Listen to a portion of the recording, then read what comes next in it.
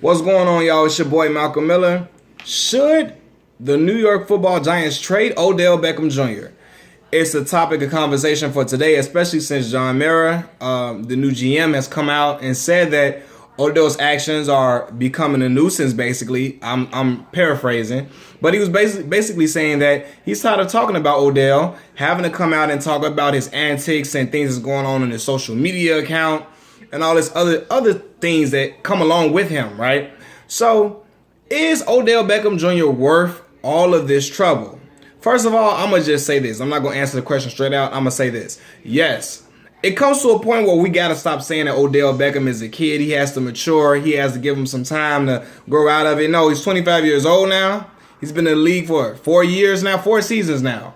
So at some point, you have to grow up. You got to grow out of those childish ways. You got to understand and recognize that, yes, he wants to be that brand, that the face of the league. He is the face of the league right now by far. I don't care what anybody says. It's not Tom Brady. It's not Julio Jones. It's not Antonio Brown. It is Odell Beckham Jr. He is the most marketable superstar in the National Football League, without question to me. But he wants to be this big brand. He wants his brand to get bigger and bigger. He's doing things that jeopardize his brand.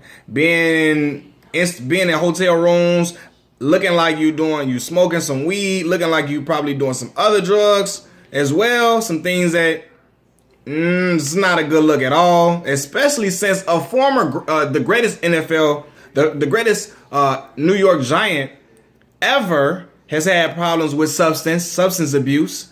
It's not a good look at all. But let's talk about Odell.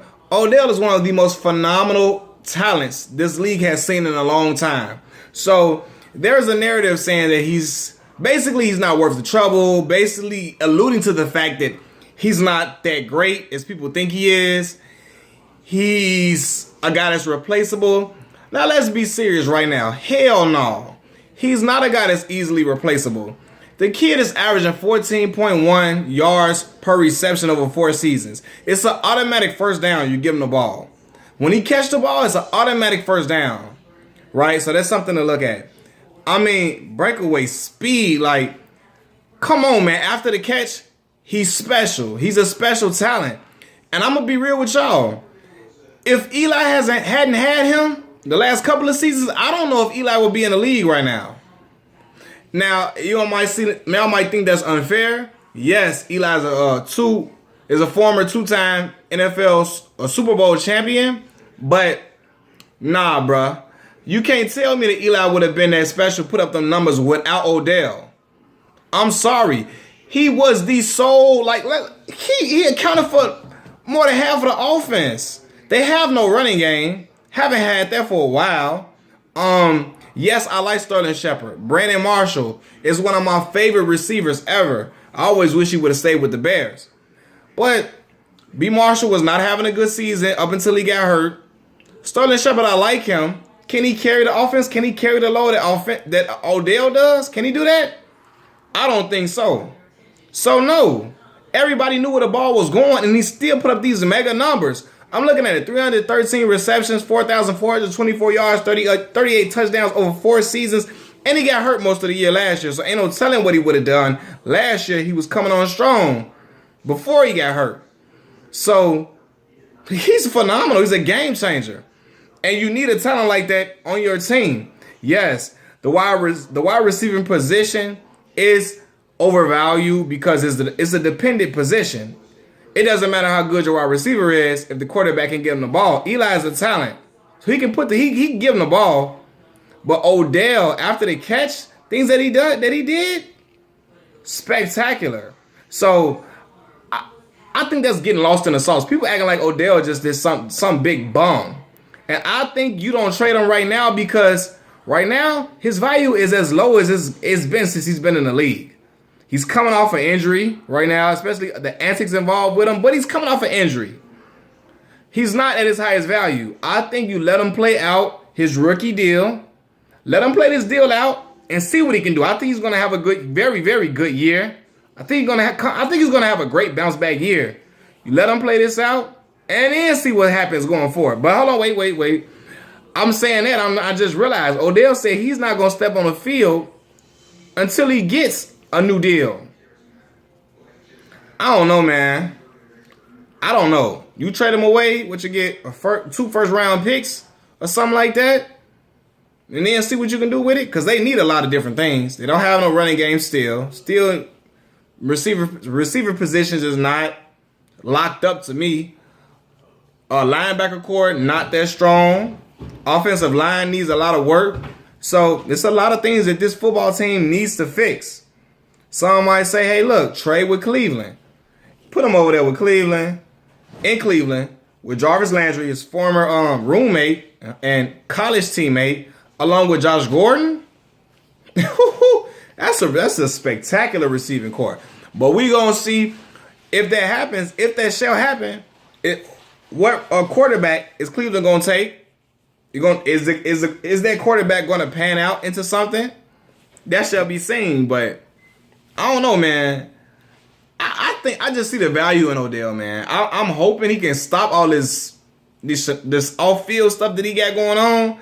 But I just think he's a highly valuable receiver. And yes, the position can be overvalued, but when you got a game changer like that on offense, it means something. No, he's not Randy Moss, but he got game-changing ability. He can bust a game wide open. I've seen it time and time again, him do it on a consistent basis. Yes, I want to bring up that yacht party, that boat. Oh, he dropped the pass because he was at the boat. No, he didn't drop the pass because he was at the boat. He just dropped the pass, unfortunately. But we can see if he get there again, what he'll do again. Then we can judge it that time. Because it's been receivers, dominant receivers that have had pedestrian playoff performances. Their team just was good enough to advance in the second round, and they can show you something different the second round. But I don't think it's just that easy. It's just say, okay, move Odell. A lot of Giants fans, get rid of that guy. He's a big headache. I don't know where y'all would be without Odell. I don't know. Some say Eli made them receivers he had. Manningham and who else? Oh, Victor Cruz. I don't know. Young Eli. This Eli now, I don't know if this is the same Eli. We can see if he get him a good offensive line, what shall come of that. But these last couple of years, Odell has been the end-all, be-all of the offense. And put up mega numbers, man. I just still think the kid is phenomenal. You can talk about him being a head case or talking about him being this and that. Yes. Character and all these type of issues, those things matter in the locker room. Yes. But you got what? A top three receiver in the league? That don't fall off trees. It doesn't. And another team, you might think it's silly, but a lot of teams would kill to have Odell on their team. Because that's what they need. They need a guy that their quarterback can throw to say, I get it to that guy, he going to make a difference. I get the ball to him, he going to get us that first down we need. 3rd and 10. Get it to him. He going to get you that 15. I believe so, man. So, man, I'm going to sit down and talk to Odell. Oh, you can do this. What the Chiefs did with Dwayne Bowe. Listen, you got these incidents with anything with drug related or something like that. We put you on the substance abuse thing. Listen, we get you this deal, but if you have any incidents with drug related incidents or any off the field crazy issues, that guaranteed money is out the window. Now, will he sign something like that? I don't know. Knowing Odell and how he feels, he already feels he should be the highest paid player in the league. I don't know if he'll sign that, or if he really just want to prove his worth and show to not just the Giants, but other teams too. Not other teams, but just to show to the Giants and show the people that he's serious about his craft. Maybe he signs it. Maybe his agent sits down with him and gets him to sign that, and then we can move forward. Because if he can sign that, I'm sorry, I'm gonna have to go with him, man. The kid is a gamer. He wants to win. People have miscalculated him or misjudged him and says, oh, he don't care about winning. He just care about being in the limelight. No, I think that kid wants to win. When I seen him irate on the sidelines because the game wasn't going well, they weren't producing like they wanted to, I don't think it was just about him. I think it was about him wanting to win and want to be a winner. You know what I'm saying? A lot of it reminds me of a young Terrell Owens, in my opinion. Yes, T.O. never won a Super Bowl, but there were a lot of other dependent factors around that because wide receiver is a dependent position. It's not just the sole position that's going to lead you to a championship. But if you got him, you got a hell of a shot to win. T.O. put up monster numbers, 120-something yards, 22 yards off a leg injury in the Super Bowl. And they were that close to winning. So, I don't know, man. I'm going to give Odell that contract, make him sign them incentives about the drug policies, and move forward.